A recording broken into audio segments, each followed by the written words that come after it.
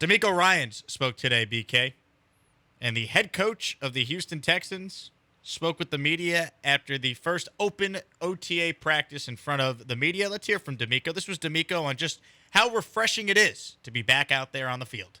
It's very refreshing, man. It's exciting just to be able to get out on the field, right? We spend a lot of time right in the classroom with these guys trying to make sure they understand it, make sure they have it.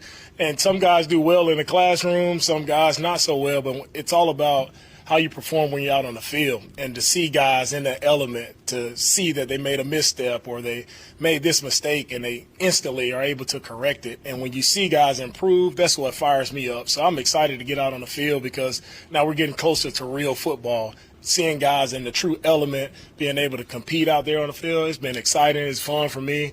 And I'm trying to put our team in as many competitive situations as possible, offense against defense, just to see how our guys respond, right, to competitive football. And that's what it's going to be in the fall, right? You got to line up, you got to compete, and who's going to step up and win. So it's been fun, a lot of fun for me to get out on the field. So that's Demeco talking about the first OTAs as the head coach of the Houston Texans. I will say this. It is so nice having him up there as opposed to David Culley and Lovie Smith. Man. Forgot what a football coach in this town is supposed to sound like. I know press conference. analytics. Yeah, we've come a long way from that. You know, Demeco, he's still in the honeymoon phase with this fan base, and rightfully so, but it is nice hearing from him. It's a lot different than what we're used to. See, you brought up the honeymoon phase, and I think a lot of fans agree with you. Like, this is still the honeymoon phase for Demeco Ryans, and until he coaches games, people's opinion of him won't change. Kind of an underlying theme of today's media availability for Demeco, and you didn't really hear that from the cut we just played, but I listened to the entire availability that he had, and this is sort of the tone I was getting from him. He's signaling the end of the honeymoon phase. Like, Demeco's telling you that that's over. Like, he means business, and this team is about to mean business. And it's time to play, and it's time to win. Like, he was a lot more relaxed, and he was more loose, and he was more upbeat during his introductory press conference. And I think about some of the press conferences he had draft weekend, too. Like, he just more relaxed, more laid-back version of Demeco Ryans. But now that they're actually practicing, now that they're on the field, and he mentioned it a couple of times, like, they're getting close to real football, he's not messing around anymore. So he's almost setting the tone like, hey, yeah, this has been great. All of the love you guys have given me has been awesome. I'm excited to be here. But now I'm serious about this. Like, I didn't take this job for people to like me. I took this job to be a football coach, and I want this team to be really, really good. He didn't take this job for introductory press conferences. He didn't take this job for draft day press conferences. He took the job to actually be a coach and make an impact and teach these young men how to be successful on the field. I sort of got that from Demeco Ryans today that, hey, he's sort of ending the honeymoon phase on his own because he's ready to work. It's still the honeymoon phase for C.J. Stroud, though, right, BK? Yes. Would you like to hear from Demeco talking about what has stood out from Stroud? I would. Well, here is Demeco Ryans on his new QB. For it to be voluntary, I think we have a really good group who's participating. We have a lot of guys out, a lot of guys who, this time period here, it's about how can I improve as a player. And the guys that are here, they are honing their craft, they're getting better, and it's all about setting yourself up to be able to compete to make the team in training camp. So the guys are doing that, and I feel like the guys that are here are going to be in great shape to help us out in the fall. So here's Demeco specifically talking about one of those guys that's participating at OTAs, C.J. Stroud. CJ's been the same from the pre-draft process to now, hard worker, very intelligent guy. He's a true competitor. So he's been the exact same guy. Nothing has changed. It's excited to see him out on the field working with his teammates. CJ has been doing an excellent job these past couple of days. Excellent job. Now, he was asked about a quarterback one, and Demeco Ryans said he's not determining any of that until training camp into the fall. Davis Mills got the first team reps today. As he should. He's the incumbent, BK. Are we nervous? No, Davis Mills is competing for that job. He's got to challenge C.J. Stroud. I'm good on that. Getting flashbacks to Tom Savage in 2017 saying, this is my team, and I'm not going to let anyone take it. That's what I had gotten from Davis Mills today. But good to hear Demeco Ryans talking about C.J. Stroud. No surprise. I mean, C.J. Stroud has been incredibly professional since the moment he was drafted. He's talked a lot, and we'll hear from him a little bit later in the show, but he's talked a lot about this opportunity being a blessing, and I think he realizes what he's got in front of him.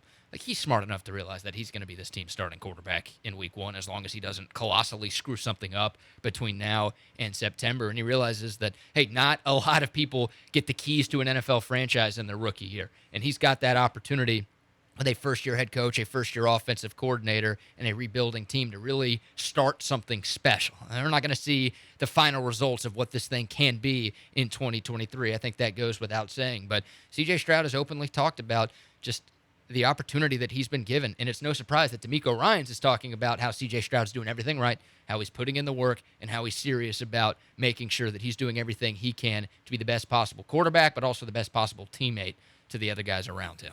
Davis Mills getting first-team reps shouldn't be a big surprise. We talked about this on the show. They're not just going to hand C.J. Stroud the job. Eventually, there'll come a point in time, though, when it's obvious C.J. Stroud's starting to take the reps with the ones because they want to test him out. They want to see what he could do and get him ready to ultimately be the starter. Let's be real. When you take a guy that high, you have every intention of playing that guy right away. So it's a good early report, I would say, from Demeco on CJ, but CJ Stroud could have had the worst practice ever today, and Demeco was not going to be like, yeah, he stunk.